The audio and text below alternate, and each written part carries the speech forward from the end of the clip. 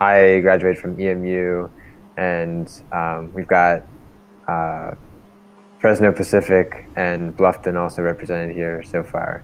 Okay. So yeah. All right. Okay, so I'll back up a bit. I went to Goshen, graduated in 2015, and my name's Karsten, and I'm currently in Goshen, Indiana again. So I guess, how far are we going? I did the interdisciplinary major there, so I had started with environmental science, and then I did Bible and religion and peace, justice, and conflict studies. So yeah. Anyways. Cool. Thanks for sharing. Yeah, we're not just an alumni of Sustainability Semester, but definitely Great. a subset, I would say. Yeah. Yeah, I guess we're just bigger than that. Alumni of Mennonite schools or Mennonite affiliated. Very cool. So how did the connections all kind of come together then? Harrison. Okay. I was going to ask you if you wanted to take it, Ryan. Well, they're still in the process of coming together for sure. But do you know Cecilia? Yeah. So I think she's been really instrumental in making a lot of these connections happen, especially with the Goshen people. I think so I had known Cecilia through the Divest organization, which I helped with at EMU, and then both of us kind of crossed paths with Ryan.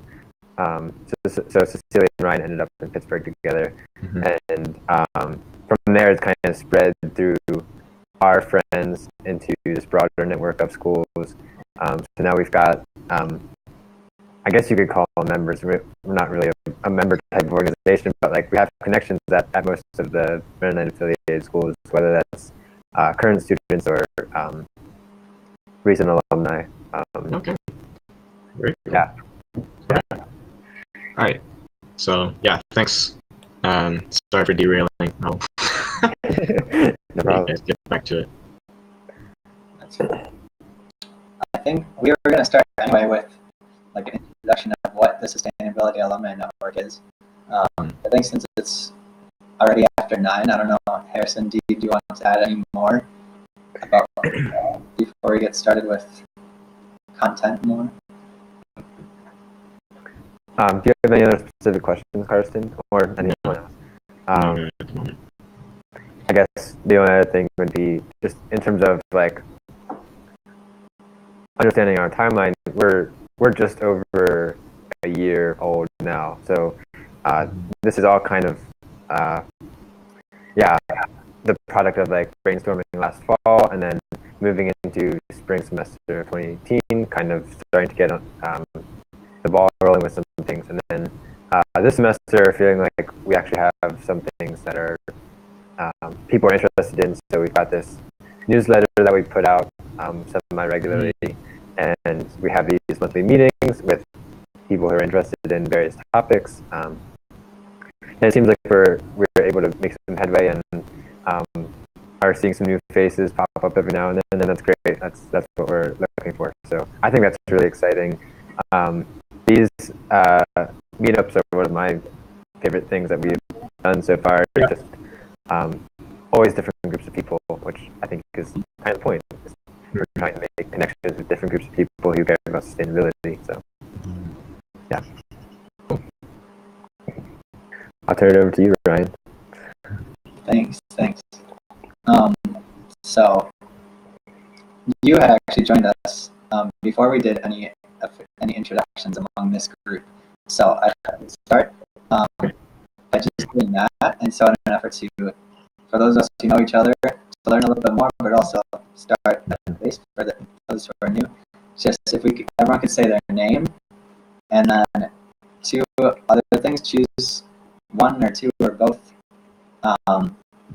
Either is there an object that symbolizes for you your connection to climate change or your grief regarding climate change? Like, is there anything in your mind? And then, or number 2, how did you decide to join this conversation tonight? So I'll let you guys think about that, and I'll start. My name is Ryan Johnson Evers. For me, an object that symbolizes my connection to climate change is what I posted in the Facebook group. I'm going to say it's the compost pile. The compost pile that's at my parents' house, because it's just a way that I've been like connected to a sustainable lifestyle throughout my life and learned to live like that. And I just see my parents just embodying that lifestyle just naturally, and so something that I've learned to do. And then I decided to join this conversation because I love Harrison's idea of monthly meetups, doing something together online, talking about stuff on a regular basis. So I'm happy to facilitate this one. Can I go next? Please. All right. Hey guys, so my name is Ben. So it's actually my first meeting too, even though I'm a little familiar since I live with Ryan and I hear him do this all the time. So I graduated from EMU in 2016, I believe, and object that symbolizes my connection to climate change. So for me, to be honest, I don't like when I was younger. I wasn't very sustainably minded. I think it's been increasing as of late, due to I think recognizing the call for creation care within my faith, something I didn't realize before, and I think also with my studies in grad school, seeing the effects of climate change on an international scale.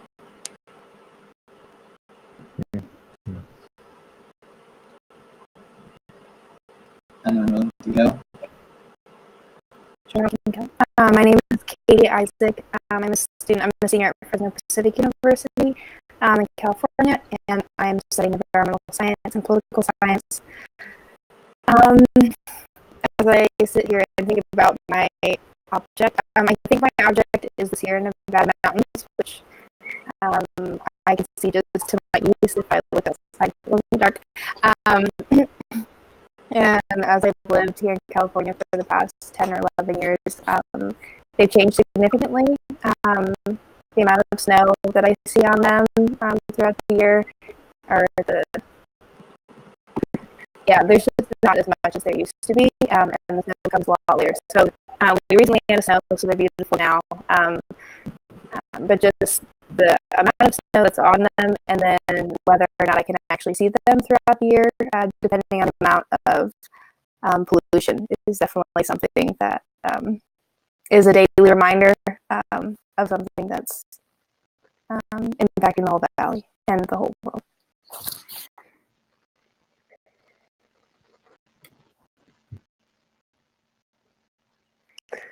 Hey, Ellen, are you there? I can't tell. I'm gonna take that as no, and I will go ahead. Ellen, if you can hear All right, us, go. do your best. Wait, what was the question Oh, though? okay. We might have something. The second one is, how did you decide to join this conversation? Okay. Well, my name's Ellen. I graduated from Goshen College in 2017.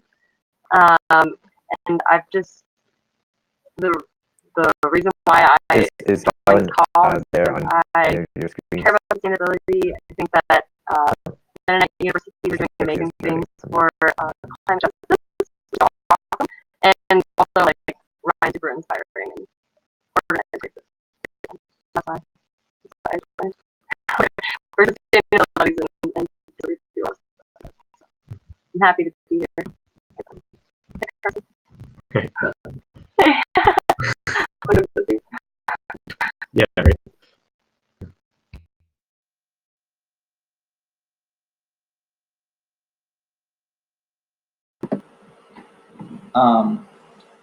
Seems like Harrison is having a little bit of a problem seeing at least Ellen. He's gonna reconnect. Carson, did you want to say anything else about like a connection to sustainability, a symbol, or why you're in this conversation, or is your introduction good?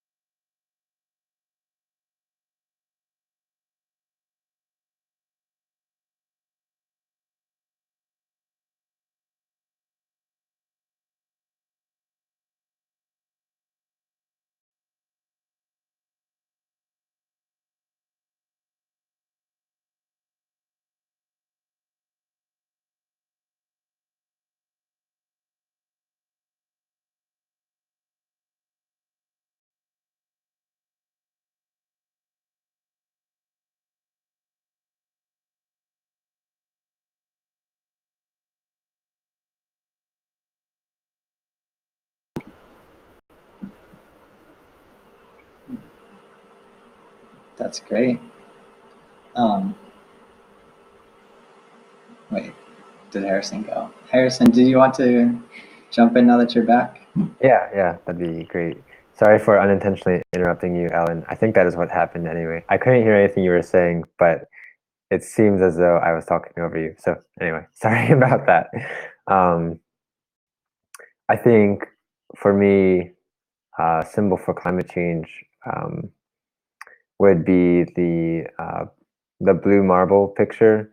If y'all are familiar with that, it's just the picture of the entire of the Earth in space from space, and it's yeah, just like really beautiful and picturesque. And I'll try to keep this short, but one of the kind of ideas that's been important to me in this particular journey is the idea of the overview effect, which is, again, in brief, the idea that as astronauts go to space and see the Earth from space, they are kind of forced to have this like shift in perspective, and seeing the Earth from space as a planet, for a lot of astronauts, makes it seem like the Earth is a bit smaller, a bit more fragile than maybe it appears from the surface, and makes them appreciate a bit more like how interconnected we all are, like how we are all just like kind of on this rock in the middle of like nothing, protected by very little. Anyway, so that concept has been important for me when I think about climate change. I think it's a similar type of thing. Climate change is this like abstract idea that we don't really like grapple with too concretely a lot of the time, especially here in North America. And I think it has similar overtones. And there are a lot of things you can see from space related to climate change that you can't necessarily see from the ground. So anyway, that's just kind of been a symbol for me as I remember to continue zooming out and think about those things. Cool. Thanks, everyone, for sharing, and everyone for being here. It's really encouraging to see the powerhouse faces that I appreciate working with in SAN, and some new, fresh faces is really I'm really happy to have everyone here tonight. So I'm going to really quickly go over like what kind of like our planned content is, and then hopefully we can have a really open discussion where I am not any louder than any other voice. So really quickly, today I want to talk about Mennonite Creation Care's Climate Change Discussion Guide for Young People. So Mennonite Creation Care Network, just to make sure everyone's on the same page, is a network similar to SAN in the sense that it's connecting people in the Mennonite Church. They're a little more established. They work by having point people in churches throughout the country. They're different than us in the sense that they usually are connected with a much older demographic than ourselves. And they also are similar to us in the sense that they are working for creation care or environmental sustainability. And so besides that main focus, they also recognize like their kind of face as an older network, as well as the reality that a lot of young people around our age are maybe less connected with the Mennonite Church. And so I think that this climate change discussion guide that they're developing that they want to send out to their network congregations, they envision it as a way to like engage young people in church and church conversations, and to show that the Mennonite Church can be a place where like discussion about social topics, social justice issues such as climate change is a way for people to stay connected. But anyway, they sent us this discussion guide that they plan to send out in January, and we offered to like give it a little test run, see what we think about it. So as we talk about the questions, hopefully it like stirs something.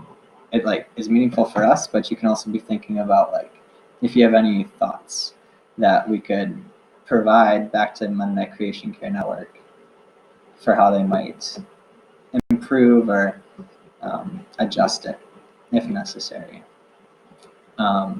So their discussion guide is geared towards high schoolers, kind of having a dichotomy of like a high school group and an older person group. So I adapted it a little bit to be more appropriate for our young adult network. But the idea of an intergenerational discussion is important to MCCN. They think that older people need to hear from younger people because like we've grown up with these topics. Like we know that sustainability is important. We're the ones who are going to have to live with it, stuff like that. And also there's this idea that younger people like us or high schoolers need to hear from older people as well, because older people in the church have had to practice like their faith or their beliefs or the lifestyle in the face of like despair or like seemingly like situations that are just really hard to overcome or they seem impossible. And also older people are sometimes the ones that have a lot of time to dedicate. While we're like studying and in grad school and super busy running around like crazy there, maybe it's just sitting at home. I don't know. That's a generalization, of course. So you read through this whole thing? I read through this whole thing. Okay. So Jennifer Schrock from MCCN sent it to me. I'm sure that if any of us want to read the whole thing, I'm sure I could send it to all of you. I'd want to get her permission first. Right. But also it will be released in January. And so definitely at that point, we can all like take advantage of it, connect with her, have our own little discussions in our own cities, wherever we're at, or our own churches. It's a great point. And to clarify, we're gonna go through the questions and have the actual conversation, and then maybe at the end, like kind of do a review of how, or give feedback about the questions. Is that kind of the procedure you're thinking about? That was my plan, yeah. Okay, cool. Good with everyone? Cool. The one question that I like to start out with is where does your information about climate change come from? Especially as millennials or young people, it might be different from other generations. So I guess I admit that I get a lot of mine from my Facebook newsfeed. as well as Google News. So I don't know if anyone else wants to chime in. Mine comes from Ryan.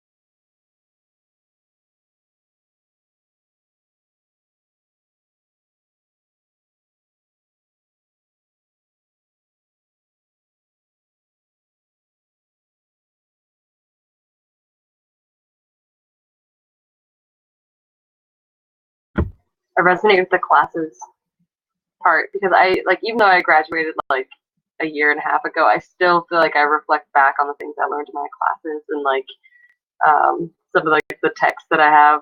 I still like kind of look at them, but yeah, I get most of my information either from Facebook or from like random environmental events where someone tells me something and I'm like, oh, there's climate talks happening this week. Why did I not know that? like, yeah, that's basically it.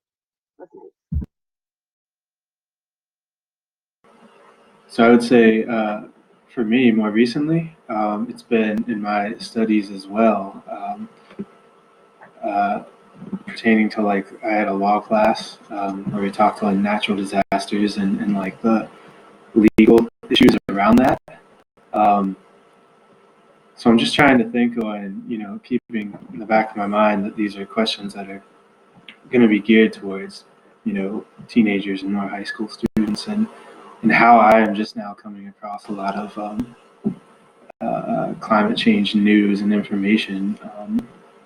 If there is a way to, have students or like high school students more informed with, just with like some of the more serious news of, with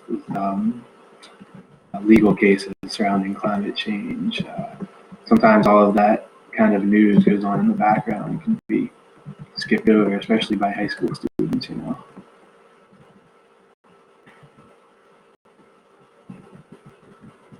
I'm gonna hop on the Facebook bandwagon. I would say that's definitely a major part. But I also am subscribed to a few email list newsletters and that definitely helps. So like Yale Climate Communications is a place I subscribe, and I get a lot of updates from there. And I try to like subscribe to the initial source whenever possible. So like going actually to the IPCC website and actually reading the things there, if I know an update is coming or whatever. But yeah, I wanted to add in about what you're saying about high school, Ben. I recently was trying to remember what I thought about climate change in high school, and I seriously have no idea. Like it's a huge gap in my memory. Like what did I think about climate change? I know I knew it was a thing because when I was looking at colleges, I was considering like the colleges willingness to be carbon neutral, but I don't remember like talking about it with people. I don't remember reading about it. So I agree. I don't really know how high schoolers talk about climate change, or maybe they just don't, or yeah, that's kind of, that's a question I would have as well. Yeah, right. And obviously we all know all the, what are they, Generation Z? I don't even know. They're X, Y, Z, I don't know. But you know, their main source is probably social media. So I mean, you guys probably have more of a taste of what they're receiving than I do. I mean, I try to stay off of social media, so I have to find my news sources elsewhere. So just maybe, you know, trying to think of a way to, you know, provide high schoolers with more uh, in-depth, more, you know, like I said before, yeah, more other sources other than social media, you know, more academic sources maybe, which I know people Or do that, but finding ways to make really reliable sources available on social media. right. That's So what it's not like you're getting all of your climate news from like the daily. You're like getting it from right. like real. Like, is there a way that like, what is it, like the Yale Psychology of Sustainability could be like widely distributed to high schoolers? That'd be so cool. Right. So what's that? I don't know. Right. Like, how do we combine like the academic, the highly academic, with like the popular social media one-liners?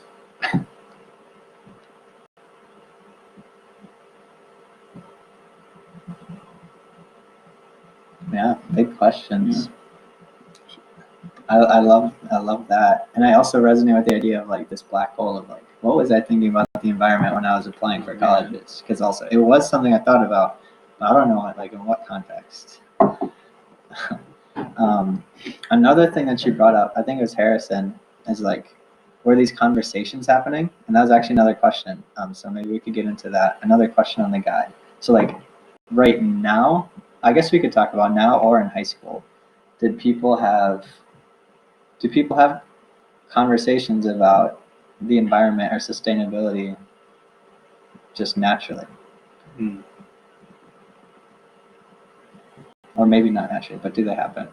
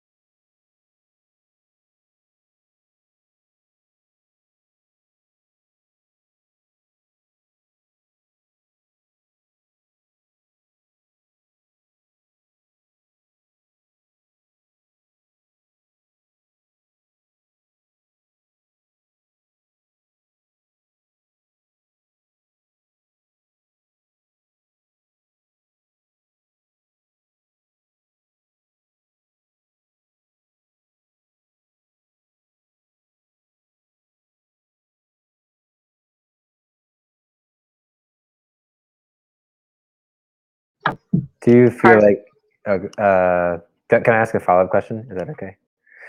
Sure. Do you feel like you have entry points for the conversation that you're comfortable starting the conversation with? Like, does it feel like a burden? Like, in order to have the climate change conversation, you'd have to say, okay, climate change. Like, or do you feel like you have entry points with the people in your community or the people that you are with?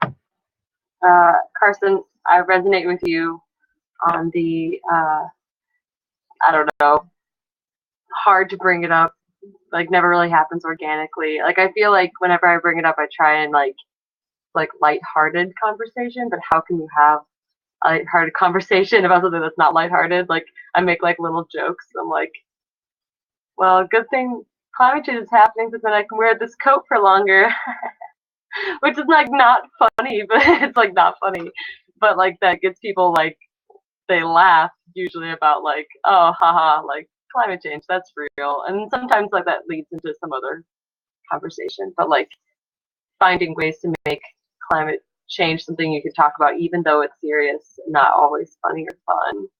But that ends up being, it usually ends up coming up in some sort of like really random type of comment or something. It's never like, let's have the climate change conversation. Have you heard about is it IPCC or IPCC?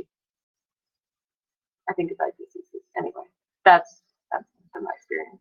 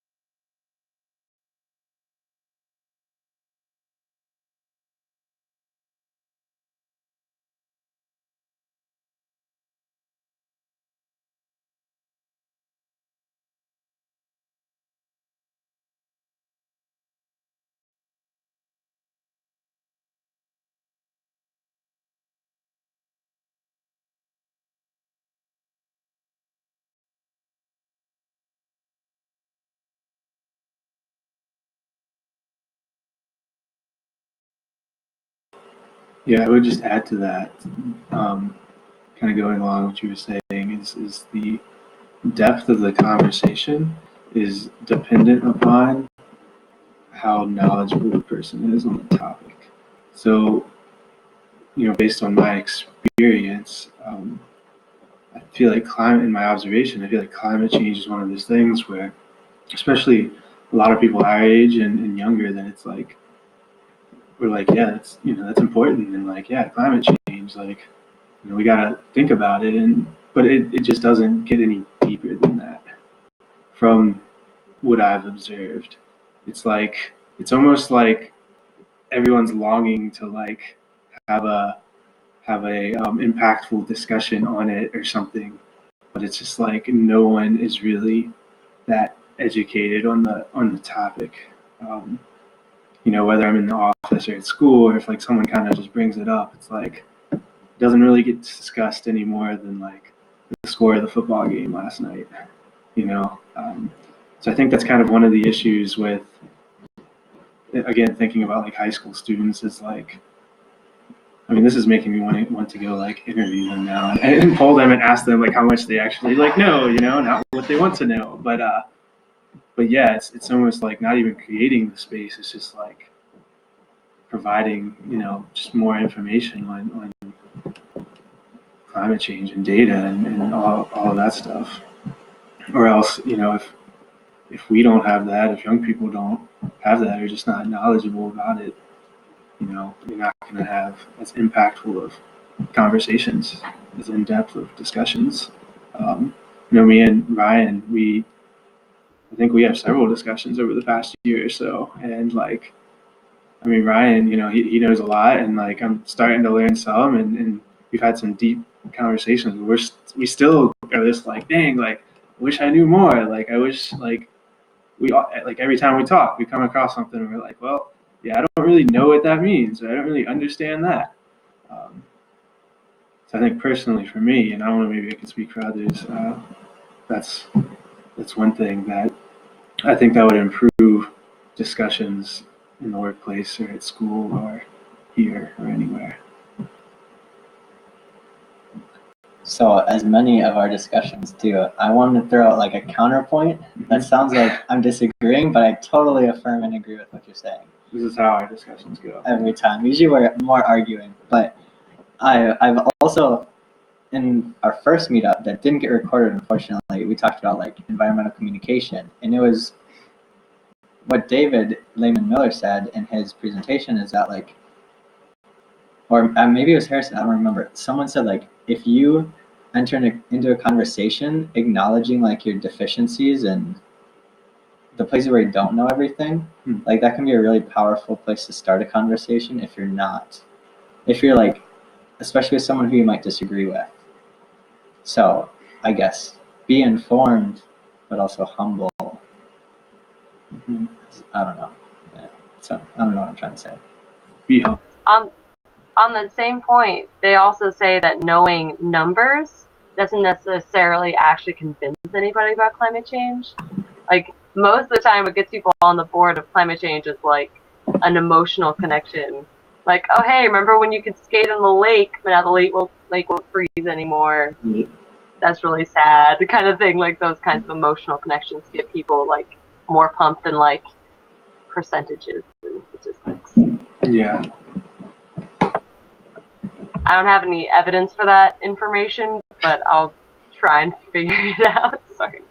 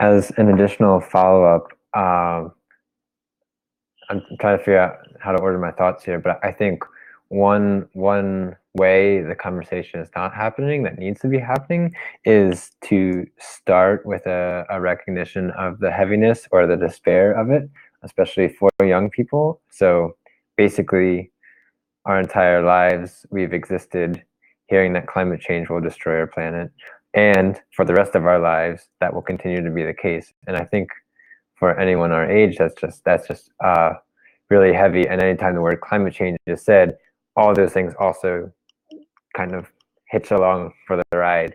And I think that's part of the reason why it's so hard to have kind of like an in-depth conversation, like you were saying, Ben.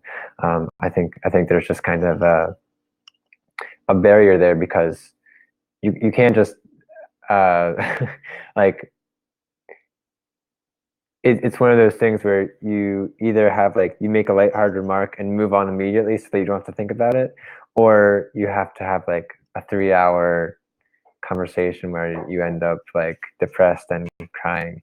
And like we don't really support those spaces, those like kind of deeper spaces. I think that would be my observation among people our age, is that those spaces don't really exist for us right now, and we're gonna need that more and more, and we need to like bring those spaces to people who are in high school now, and like kind of show them that it is something that can be grappled with, or like there is hope, or that there are things you can do, or that even like we're all in this together kind of thing. Like, yeah, you're not the only one who thinks about these things, and feels like it's really intimidating. Like we all do, and we're even if you can build a sense of community there, I think that would be helpful as well.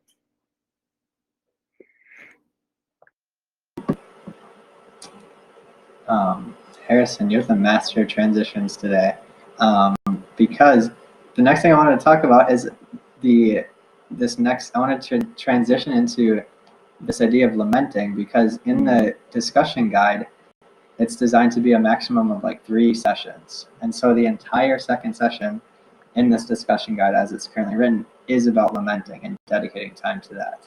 So I approve. I could tell you approve, but I wanted to bring it up because I never felt that as a high schooler, or even most like my college life. I didn't even feel that. Maybe up until like a couple weeks ago, I didn't. So, can anybody else speak to if they think that they would find that helpful, or if they think high schoolers would find that helpful to balance me and Harrison out, or find the commonality? Wait, Harrison, you said you were lamenting in high school over climate change? It's a black hole. Remember, I don't know. Uh, But my guess would be that the reason it didn't occupy much mental space was because I didn't really want to spend time thinking about it. But I don't know. I don't remember. So I'm not sure. It might have been more of a uninformed thing. So like I didn't think about it because I didn't need to, or it wasn't prevalent in my community. I'm not sure. Mm-hmm.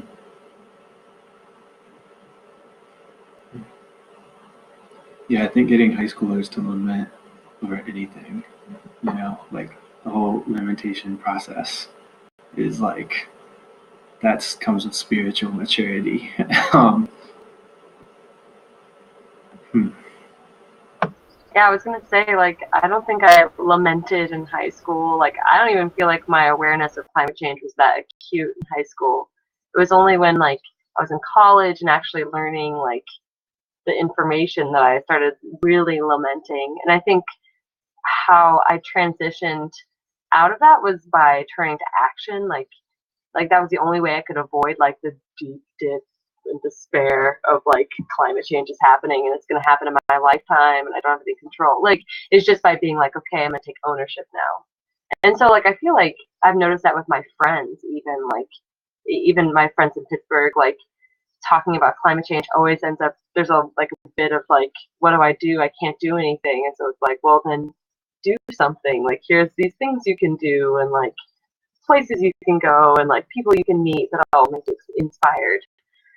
So like, so that's like my thought, because I think there needs to be places for lamenting, but like lamenting about something like this is so like, of course you're gonna lament. Like, there's so much to it. So then, like, how do you make that lamenting like productive? But at the same time, like, does lamenting have to be productive to be valuable? Like, maybe not. I don't know. Gareth, what do you think?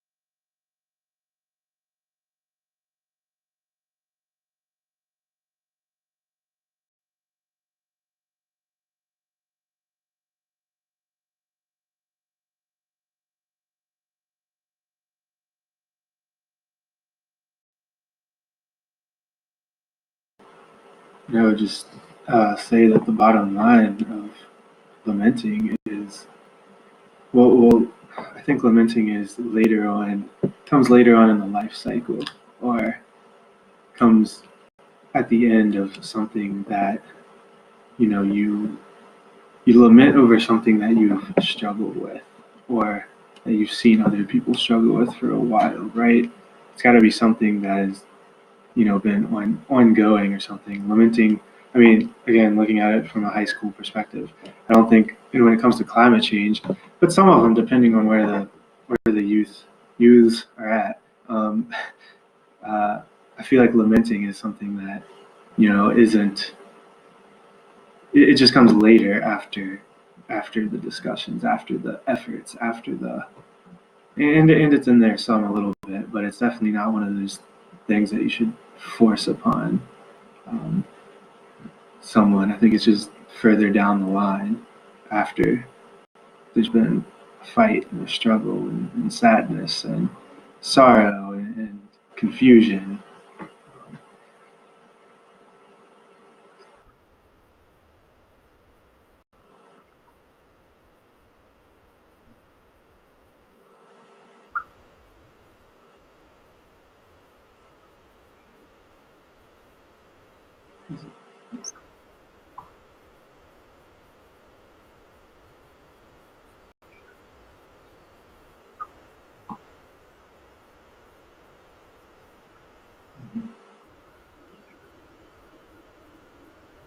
You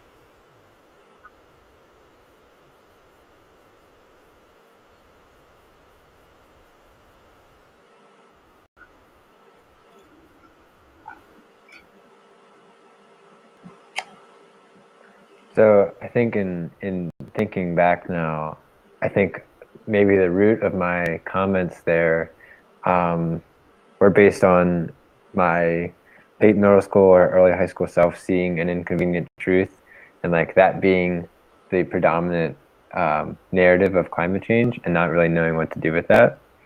And I really like what you were saying, Katie, just about, yeah, validating that it is like, it's okay to be sad or angry, like, or any of the other feelings that come after you watch a movie like that, which I feel like that was the space I didn't have. Like, I was shown this movie and I was like, oh, my planet is just going to die. And then the movie stopped and no one talked to me about it. I was like, wait, like, are we like worried about this, or is it just like, is this just happening and we're not like concerned? So yeah, um, having some sort of place, I think, to respond would have been helpful for me in that time.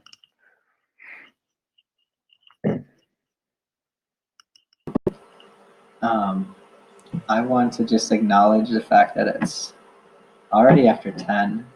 I think what I have been like hearing or sensing from people is that we don't get to have these conversations as much as we'd like to, or as much as we need to, and that spaces like this meetup, or like the discussions that will be created by this guide, are going to be super, super valuable. Um, so if people have to leave, want to respect everyone's time, but I think it'd be good to have at least 5 or 10 minutes to talk about um, feedback or thoughts that we have about transitioning these kinds of questions into intergenerational discussions. We talked a lot about high schoolers. So any more thoughts about having conversations with high schoolers, but also thinking about older people and how the groups might interact? Yeah, anything to add or say that we might MCCN?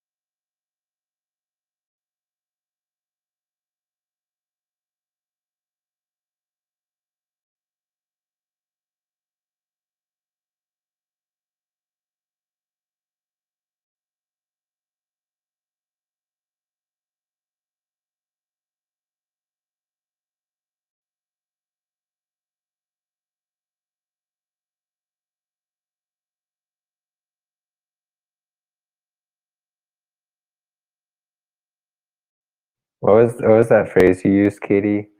About they ask you what you think because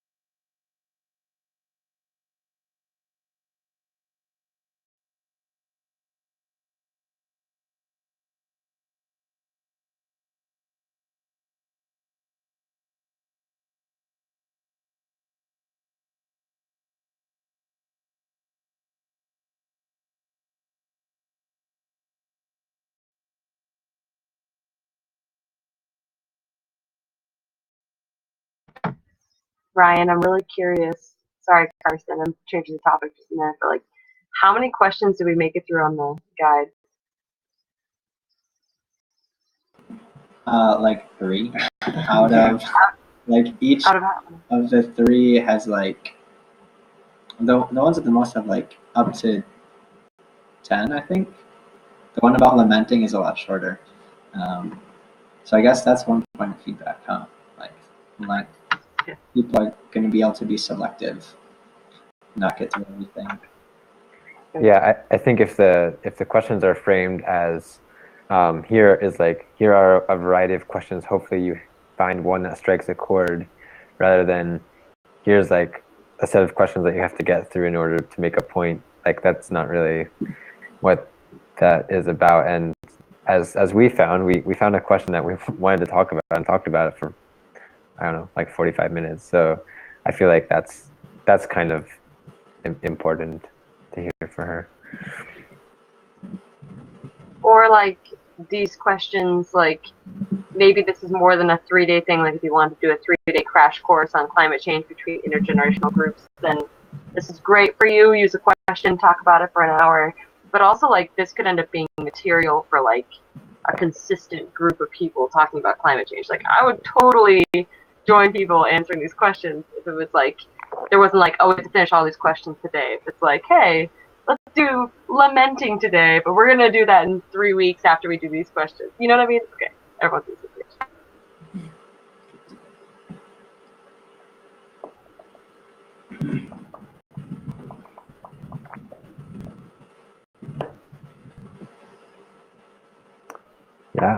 Yeah, exactly. in my opinion, church groups are the perfect place for climate change conversations to be happening. So the more of those that can happen, the better, I think.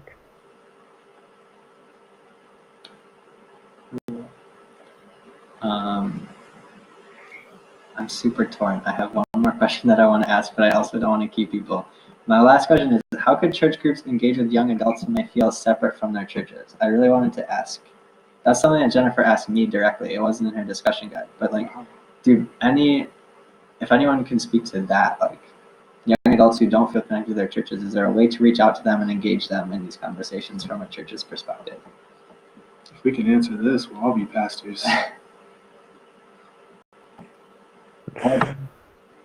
Friends.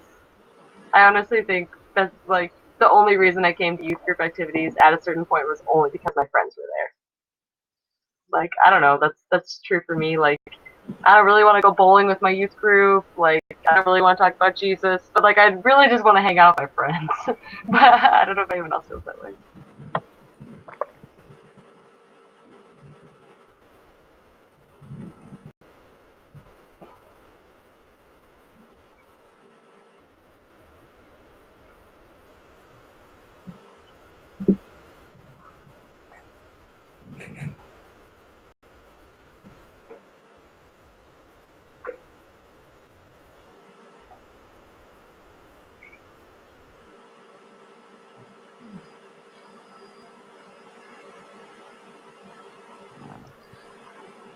I mean, I know in my church we had mentors.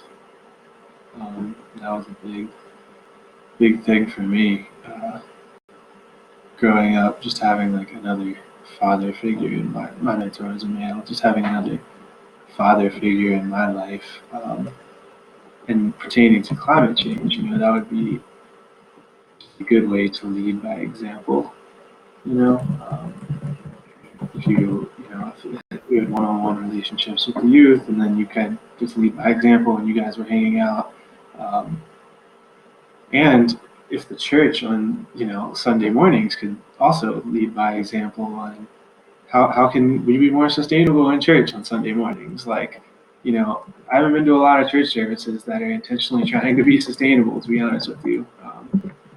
And for me, it's more so I just know from my experience with like Ryan, he's living with him over the past year and a half, and seeing him be like sustainable, like that's kind of rubbed off on me a little bit, and that's really what's getting my interest going and the discussion started. So yeah, just leading by example more. I know that doesn't really help with how do we reach out to the youth and pull them in. And well, yeah, make it how to make climate change relevant to what the youth are going through at that exact moment. Because when you're in high school, the only thing you care about is what is related to you and what you're going through at that exact moment. You know, it's not like anything else, and that's why friends are so important, because they're the thing that's in front of you that you're engaging with most. So yeah, just how to make climate change something that is in that the youth can grasp and engage with every single day. Yeah.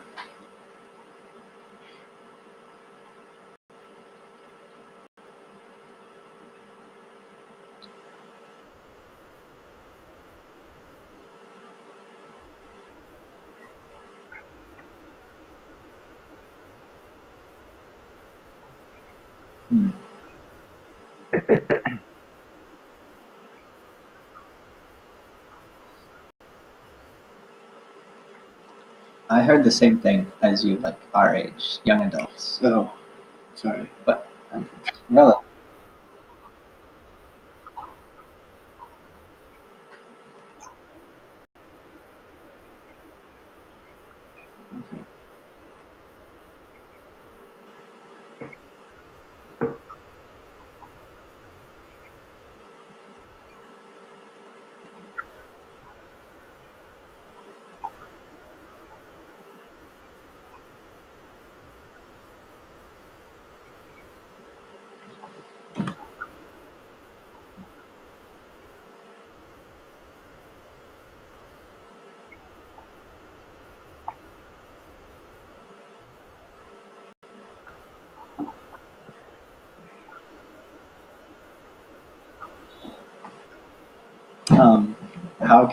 How can the church engage young people who feel disenchanted with the church? Something like that.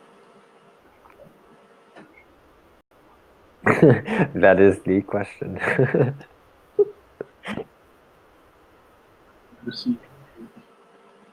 Yeah. Question from Hope, man. I'll say for myself, like, it would really help to like see people from my congregation like at work in the work. Like, I don't feel like I ever run into Mennonite people at climate events in Pittsburgh, or like I don't feel like the Mennonite Church in general is like making like huge strides for climate change. You know, like that'd be so cool for someone. Like, I would feel way more proud, at least of my roots, if it was like, oh, the Mennonite Church is like taking the lead. Like MCUSA is doing really big things for climate justice. Like that would be so cool. But I feel like that doesn't happen. Like it's so much like a lot of talk all the time. Like a little talk some of the time, not all the time. That would make me go back, I think. But the thing is like, not the point. Not. I don't want this to sound the wrong way, but like, it's gonna be people our age that have to do that. You know, it's gonna be the next generation of church leaders. The our current generation. That's gonna, if we want to see a Mennonite Church or MCUSA or whatever take the lead on a certain issue that we think is very important to our faith. I mean, especially at the rate MCUSA is declining, and I mean, I can't speak for the other Mennonite denominations. Mennonite World Conference, I think they've grown in some areas, I want to say, but like, it's going to take the younger generation to lead the initiatives. So it's like, I would turn that around and just point the finger at ourselves, honestly. I think that's a good point, but I also think there are quite a few denominational leaders who are aware of climate change, but maybe, yeah, kind of like Alan said, it just feels like a lot of talk, and like there are people who are well versed in talking about climate change and maybe even go so far as to bring it up I think there is potential there, but there's something holding the church body back, or holding those leaders back from taking this next step, whatever that is, into some sort of climate leadership. So yeah, maybe it does need to be the next generation, but I hold out hope that that there are a few flag raisers and that are leaders now who care about it, and are just, I don't know, waiting for something, or are feeling like they can't step forward because it's too political, and at some point maybe that tide will kind of break, and it will be kind of all of a sudden common knowledge that climate change isn't political and we all need to be doing something. And I feel like if that happens in North America, the Mennonite Church will be prepared to move forward, but I don't know that will happen.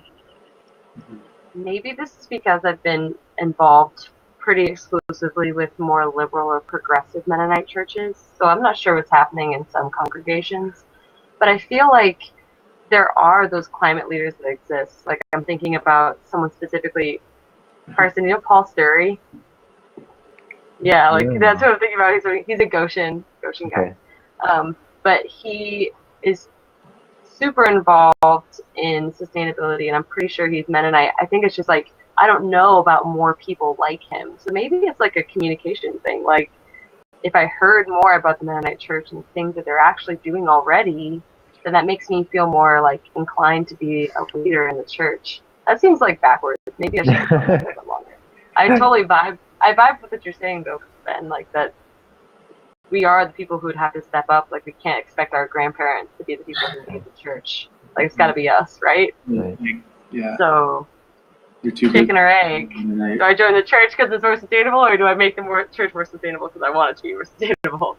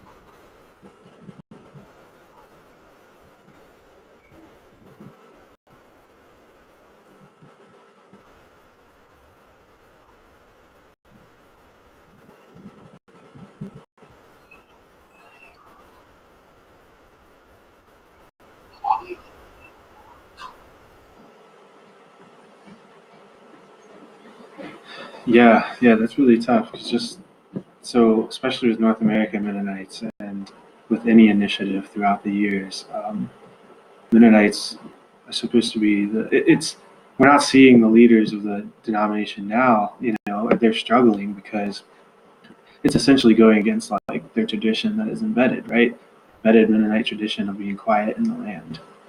So, that's taking a 30,000-foot view of the Mennonite Church. That's why I think that I see that there's divisions, and sometimes there's struggle and discontent and all this, and it's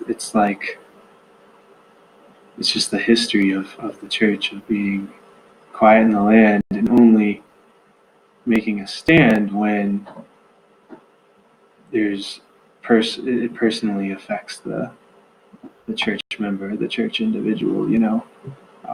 So that, I think that's just a roadblock, just like tradition is kind of embedded in all of Mennonites.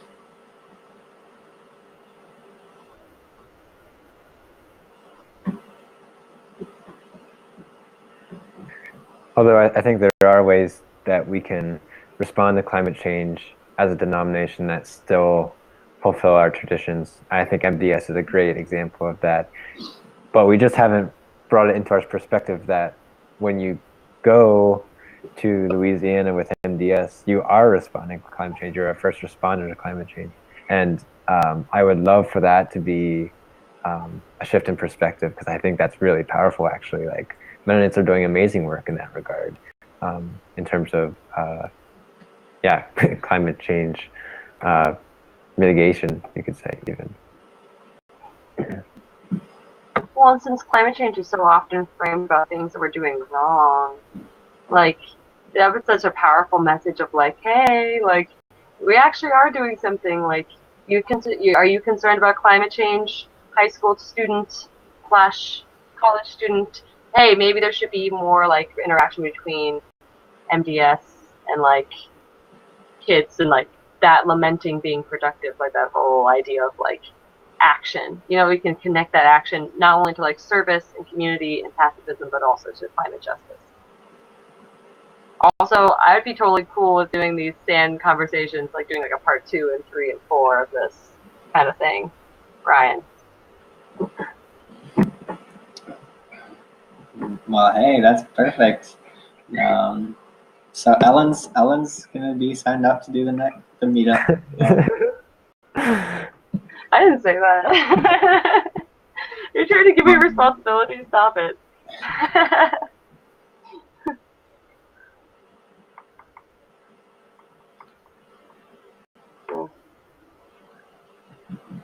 Lots of thoughts. Well, thanks, everyone. Absolutely. We'll do this again another time. Mm-hmm. Yeah. Thanks, Ryan. Yeah, I agree. Would you like to close us out in song? Yeah.